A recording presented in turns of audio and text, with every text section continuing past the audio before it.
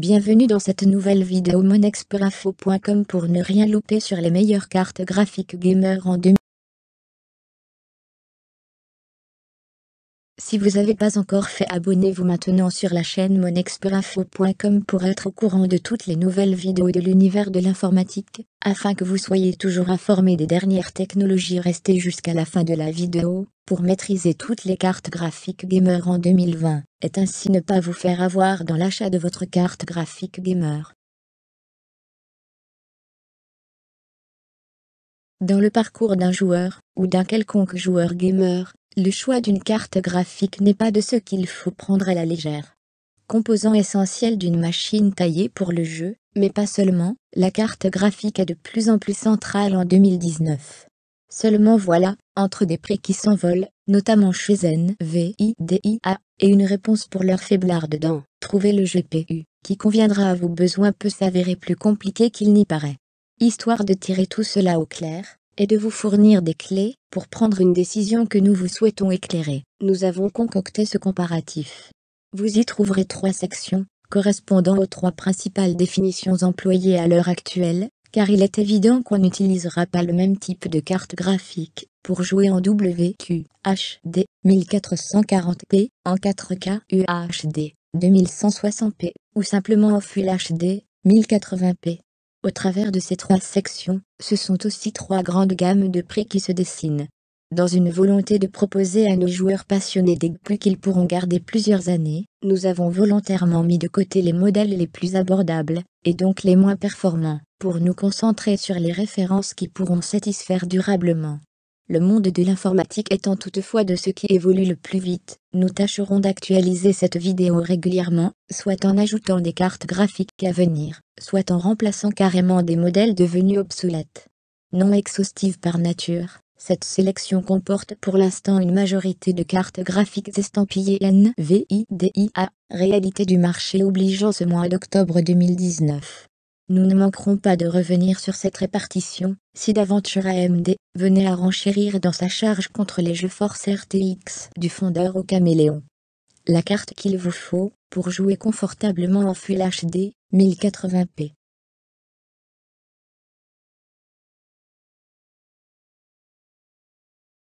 Voici donc les meilleures cartes graphiques du moment en 2020. 1.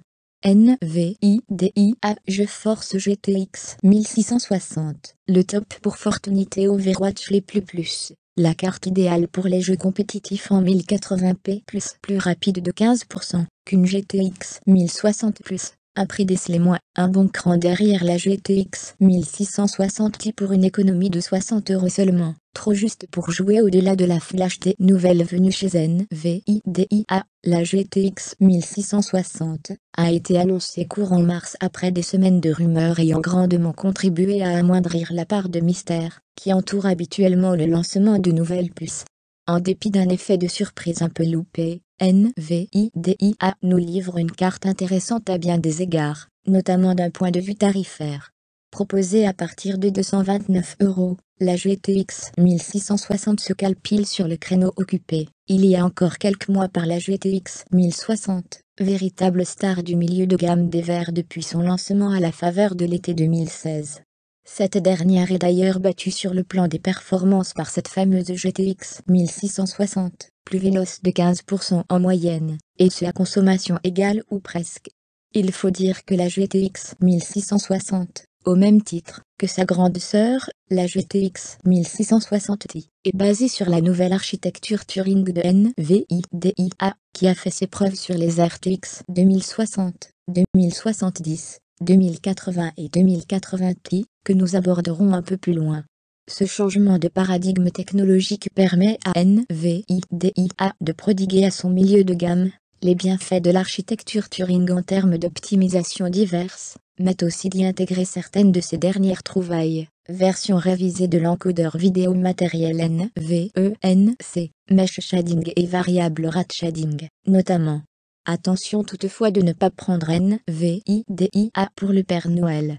Histoire de ne pas trop dévaloriser sa RTX 2060, elle aussi positionnée sur le milieu de gamme, la firme de Jensen Huang a équipé la GTX 1660 d'une puce dépouillée de tout RT Core et Tensor Core. Autrement dit, n'espérez pas pouvoir activer le DLSS ou le ray tracing dans vos jeux avec la dite carte, elle n'en est tout simplement pas capable. Autre signe distinctif, la GTX 1660 se contente de mémoire vidéo GDDR5, moins rapide que la GDDR6, qui équipe pour l'heure le reste de ligne 2018 à 2019 de NVIDIA. En réalité, la GTX 1660 se destine surtout aux joueurs occasionnels, qui cherchent une puce abordable permettant de propulser dans de bonnes conditions un maximum de titres à la mode, sans devoir faire trop de concessions en 1080p, une mission que la GTX 1660 remplit sans mal, avec des performances supérieures à la très honorable GTX 1060. Notons en outre que cette référence pourrait vite devenir un modèle de choix pour les amateurs de titres compétitifs tels que Fortnite, Overwatch, CS 2.0 ou encore Apex Legends. Pour moins de 300 €, les prix varient grandement d'un constructeur à l'autre. La GTX 1660 fait figure d'excellent rapport performance/prix pour du jeu en Full HD, au point de compromettre un peu plus la position tant sur le terrain des milieu de gamme. Notre avis sur la GeForce GTX 1660. La GeForce GTX 1660 se positionne comme une puce assez polyvalente pour joueurs en 1080p, mais en 1080p seulement. Elle s'imposera sûrement comme la carte de prédilection des amateurs de jeux compétitifs, Fortnite, CSGO, Overwatch, ou des joueurs occasionnels. Son principal atout, son prix. Retour au menu avant tout achat de GTX 1660. Prenez bien en compte l'information suivante. NVIDIA travaille selon d'insistantes rumeurs au lancement d'une GTX 1660 Super. Potentiellement un peu plus puissante malgré un GPU identique et des fréquences inchangées, cette nouvelle carte viendrait se loger entre la GTX 1660 et la GTX 1660 qui en embarque en 6 Go de mémoire GDDR6, un bus mémoire de 192 bits, et des débits légèrement supérieurs aux deux puces que nous venons de citer. Son prix est pressenti aux environs de 250 €, tandis que son lancement interviendrait dès cet automne selon plusieurs sources.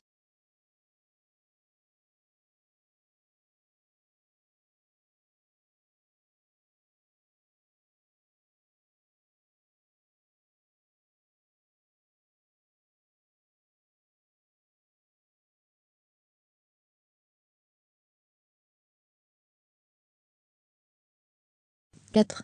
NVIDIA GeForce RTX 2070 Super, le milieu de gamme qu'au-dessus les plus. La carte la plus à l'aise en 1440p+, pas donnée, mais moins coûteux que la RTX 2070 à sa sortie plus la RTX 2080 classique battue dans certains jeux les moins, ventilation active en permanence sur le modèle stock NVIDIA, la RTX 2070 classique elle aussi dépassée, et bientôt oubliée, nous l'avons vu plus haut, la RTX 2070, elle aussi peut se faire du tracas.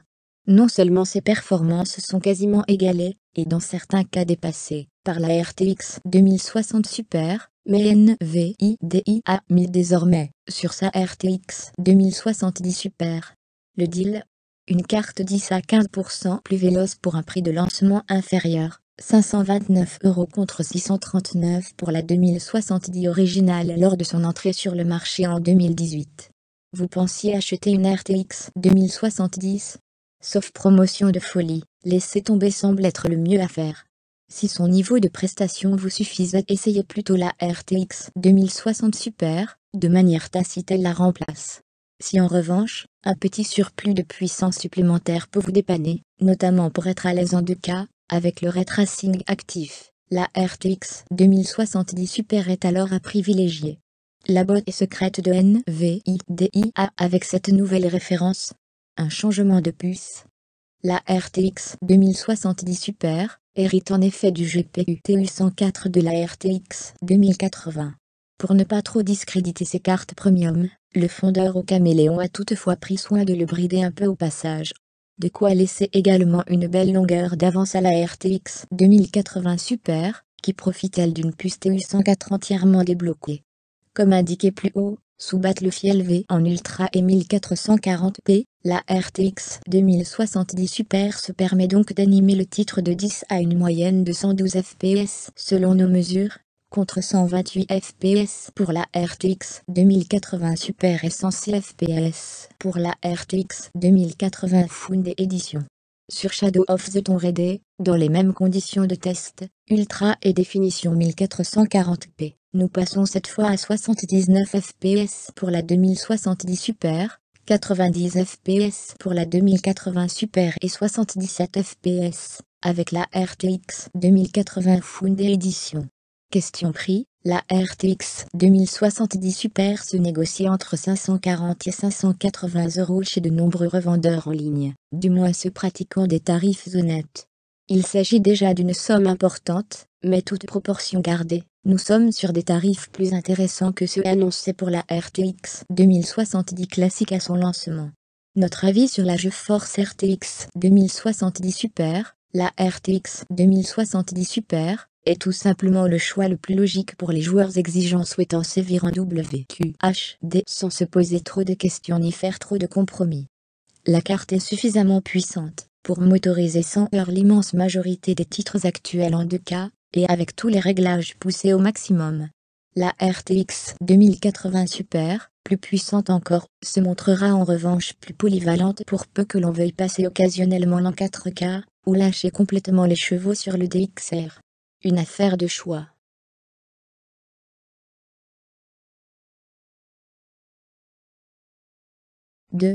AMD Radeon RX 590. L'alternative AMD en 1080p, les QDI a une solution AMD efficace en 1080p, l'excellent rapport performance de la GTX 1660 pour des performances semblables, placement tarifaire carte qui convient les performances d'une RTX aux amateurs de titres compétitifs les mois, une consommation élevée à prendre en compte à l'achat, la stagnation technologique ventilation ce modèle reposant sur l'architecture Snapdragon, la RX 590 RTX constituera probablement l'un des derniers modèles milieu de gamme lancés par les rouges avant l'arrivée très attendu sur le milieu de gamme de la RX 590 toujours néanmoins d'intégrer nos 380 et 430 € sur 1080p. La carte parvient à battre presque remplacée dans les 60 par la RTX. Cela lui permet de rivaliser avec la GTX 1660 cher de quelques dizaines d'euros. Un constat encourageant et un détail. Elle intègre aujourd'hui notre comparatif. Talon d'Achille face à l'avancée gagée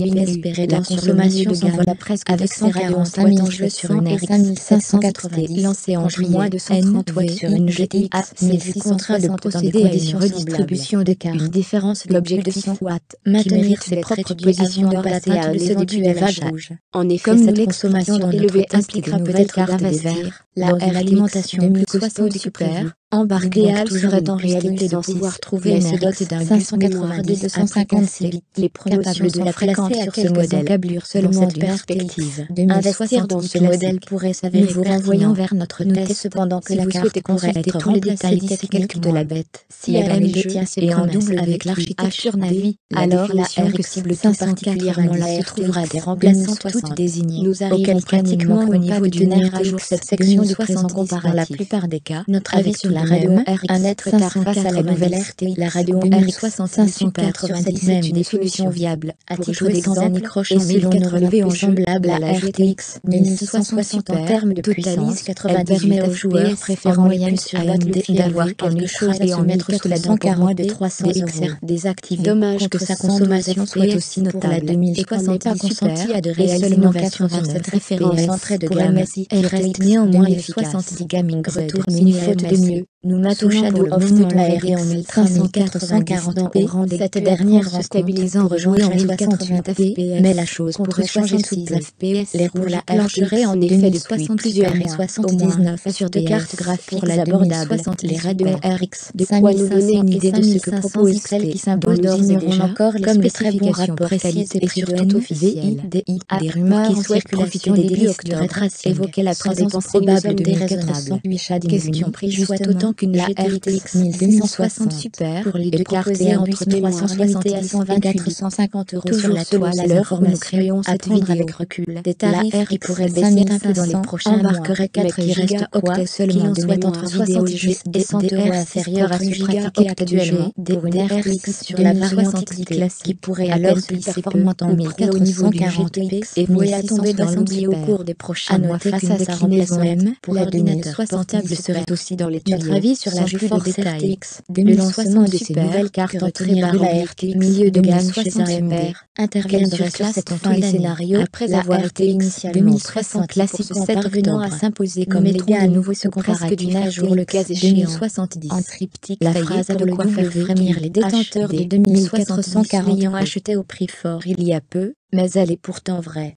Pour un peu plus de 420 € en moyenne, la nouvelle carte graphique milieu de gamme de NVIDIA fait très bien son boulot en apportant un excellent niveau de performance en 1440p et en se montrant extrêmement à l'aise en Full HD. Attention toutefois à user du ray tracing avec mesure pour conserver un bon niveau de performance en jeu.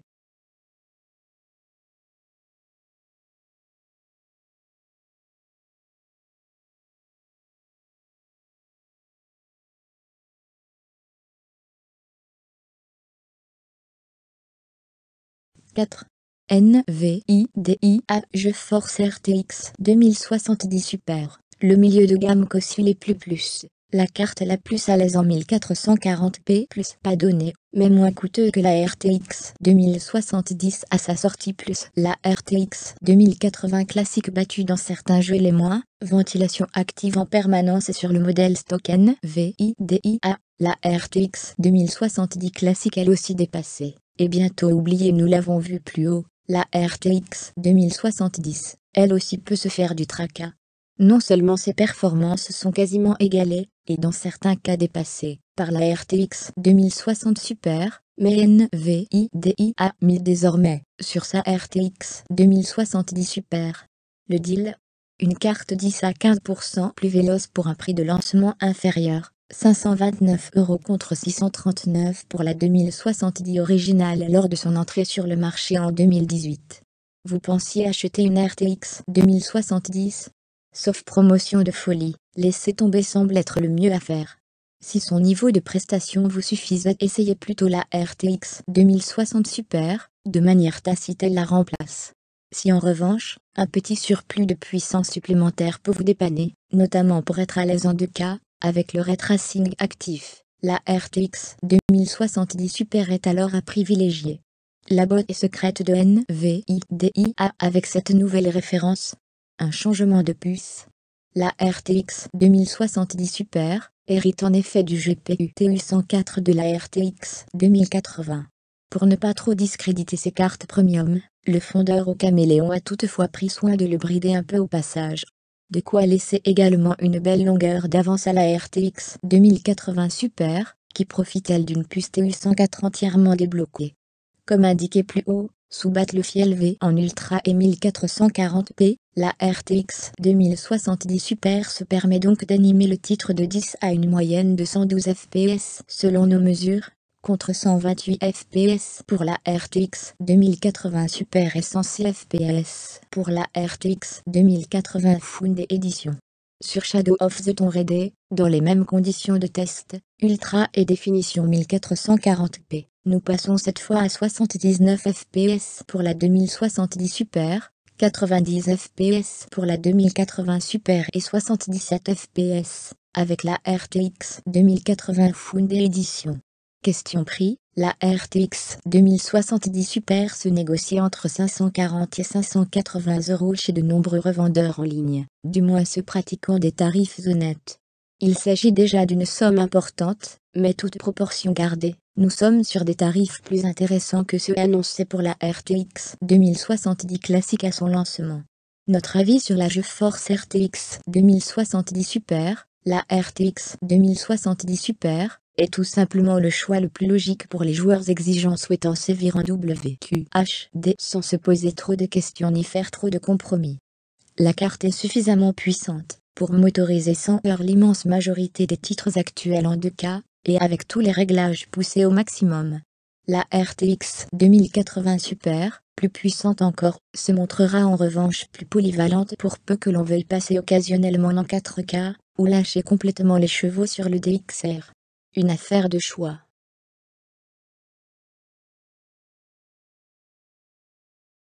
5. AMD Radeon RX 5700 pour ceux qui préfèrent voir rouge les plus. Un prix très attractif plus le jeu en 1440p sans problème plus la consommation énergétique nettement améliorée vis-à-vis des précédentes Radeon les moins, pas de ray tracing. Le bruit infernal du Blower sur les modèles de référence présents ces dernières années sur le milieu de gamme uniquement au travers de ces vieillissantes Radeon RX Vega 56 et 64. AMD est revenu en force sur le marché en lançant le 7 juillet dernier de nouvelles cartes graphiques, les Radeon RX 5700 et RX 5700 XT. Imparfaites mais efficaces, ces dernières concurrencent NVIDIA sans pour autant faire ombrage aux RTX 2070 Super lancés entre-temps par le géant au caméléon. Le positionnement tarifaire un peu exagéré de la RX 5700 XT, au vu des réalités du marché, nous empêche par ailleurs de la sélectionner pour ce comparatif.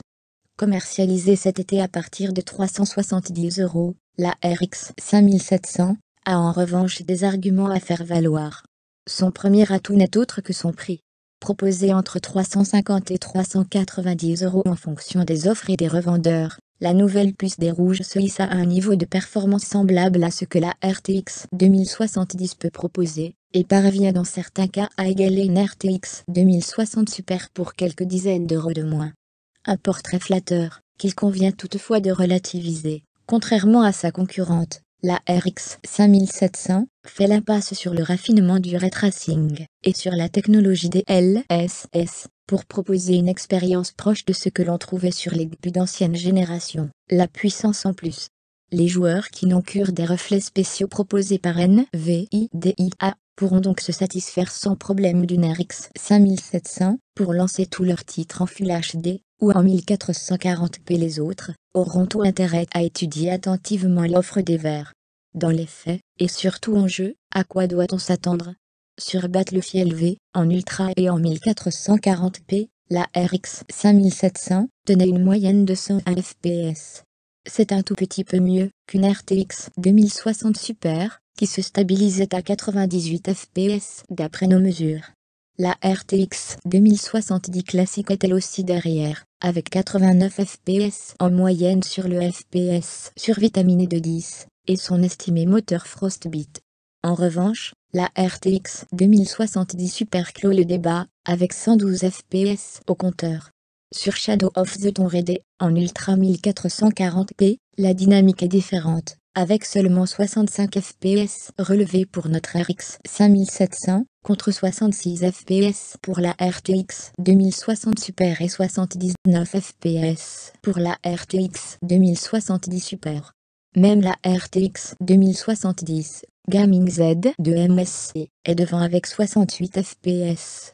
Notre avis sur la Radeon RX 5700, si le ray tracing de NVIDIA ne vous fait aucun effet, et que vous cherchez avant tout le meilleur rapport performance-prix, pour jouer en 2K, la RX 5700 est une excellente pioche. Un peu moins perfectionnée qu'une RTX 2060 Super sur le plan technologique, la puce profite tout de même de la nouvelle gravure en 7ème dont, et d'une architecture GPU flambant neuve, RDNA, introduite par les rouges en juillet, et dont les retombées sont d'ores et déjà particulièrement intéressantes. Attention en revanche aux nuisances sonores des modèles de référence AMD. Avec son Blueway, la RX 5700 a tout d'une infernale soufflerie. On vous recommande plutôt l'achat d'un modèle custom, si vous le pouvez. Retour au menu, la 4K UHD 2160p, en 2 actes.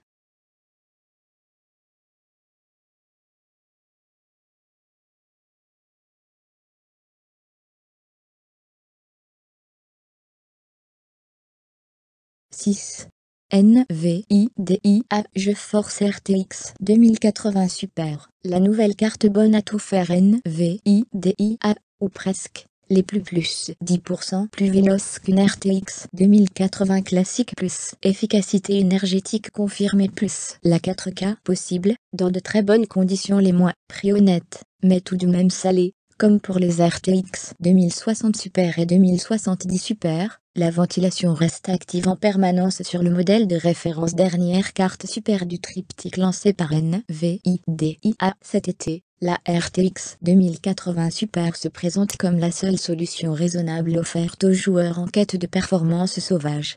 Juste au-dessus en termes de puissance, la RTX 2080 Ti ne joue déjà plus dans la même cour tarifaire, avec des prix dépassant allègrement la barre des 1000 €.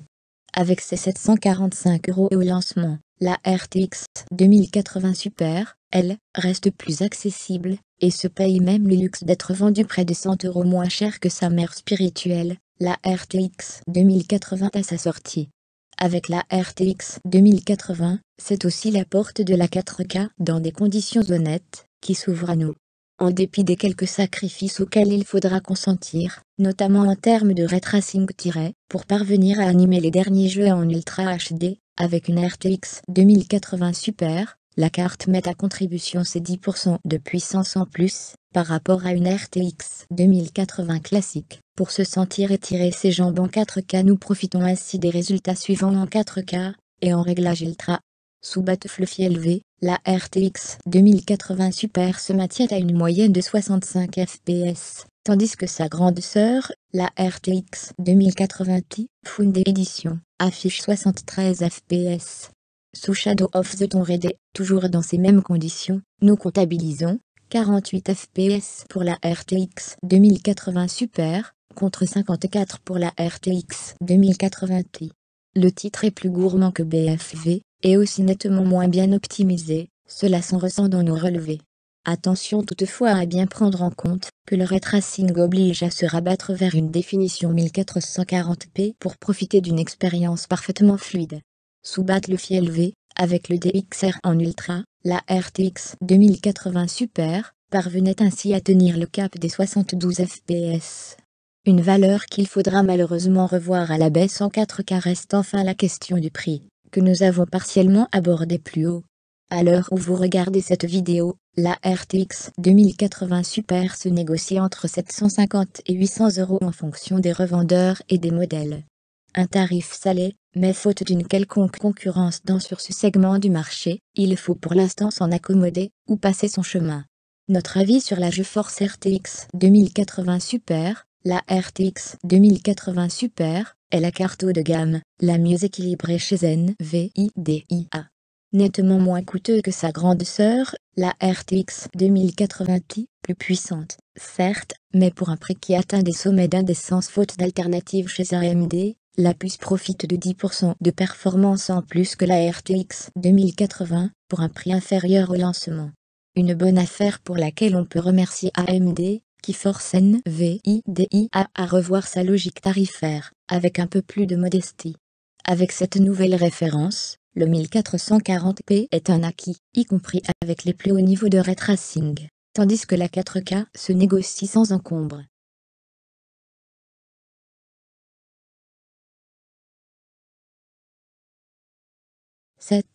NVIDIA GeForce RTX 2080 Ti. Le behemoth signé NVIDIA les plus. Le duo DXR plus 4K enfin possible sans réel compromis plus. La carte la plus puissante du catalogue NVIDIA, derrière la Titan RTX. Plus l'efficacité énergétique du GPU, les moins, le prix indécent. Une ventilation qui ne se coupe pas en idle sur le modèle référence NVIDIA. Doucement mais sûrement, nous arrivons au sommet de la chaîne alimentaire en abordant la coûteuse question de la GeForce RTX 2080 Ti.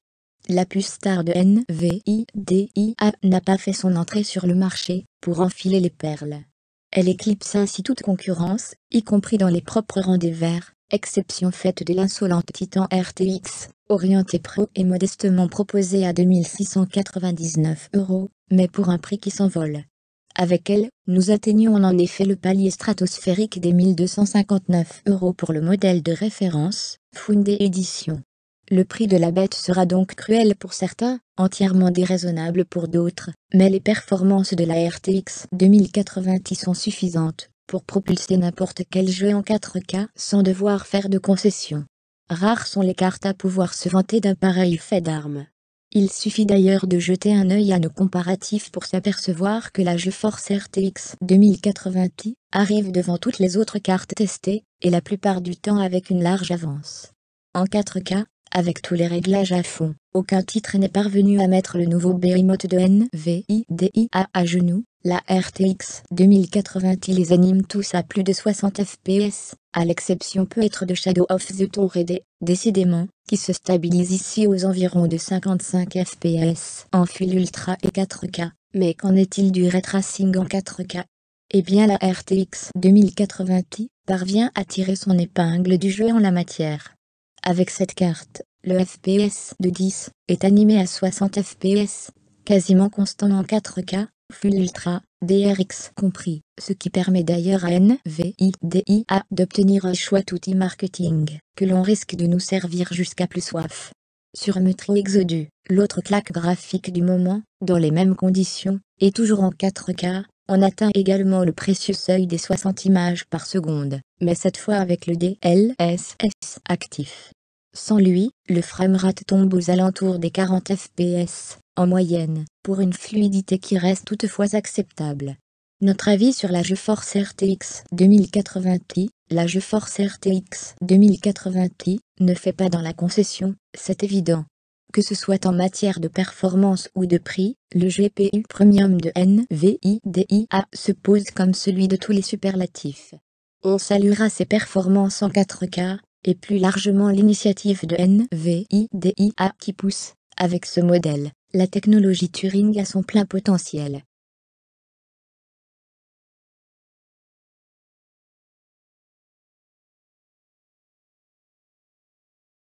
Merci d'avoir vu cette vidéo. Si vous aimez cette vidéo, merci de mettre un pouce bleu, et je vous dis à bientôt pour une nouvelle vidéo monexpertinfo.com. Si vous avez des questions, laissez-les dans les commentaires, n'hésitez pas à en parler, je vous répondrai.